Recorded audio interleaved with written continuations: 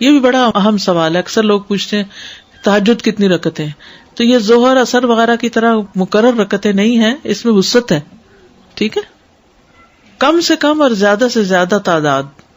ابن عثیمین کہتے ہیں نبی صلی اللہ علیہ وسلم سے رات کی نماز کے متعلق سوال کیا گیا تو آپ نے فرمایا رات کی نماز 2 رکعت ہے, مثنا مثنا, اور آپ نے اس کو کسی تعداد کے ساتھ متعین نہیں کیا.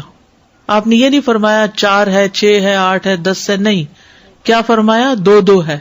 تو جب نبی صلی اللہ علیہ وسلم نے اس کے لیے کسی گنتی کو متعین کیے بغیر کیفیت کو واضح کر دیا تو اس سے معلوم ہوا کہ نماز کا معاملہ اس بارے میں وسعت رکھتا ہے, یعنی اس میں کافی گنجائش ہے.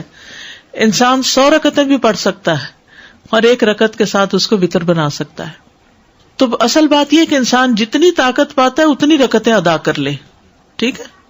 ابن باز رات کی نماز کی تعداد کے متعلق کہتے ہیں کہ یہ بات ہر انسان کی طاقت کی طرف لوٹتی ہے, اور نبی صلی اللہ علیہ وسلم 11 رکعت ادا کرتے اور 2 رکعت پر سلام پھیرتے.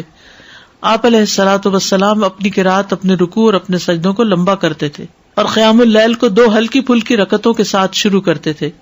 سب سے بہتر یہی ہے, اور اگر وہ 3, 5 یا اس سے بھی زیادہ پڑتا تو کوئی حرج نہیں.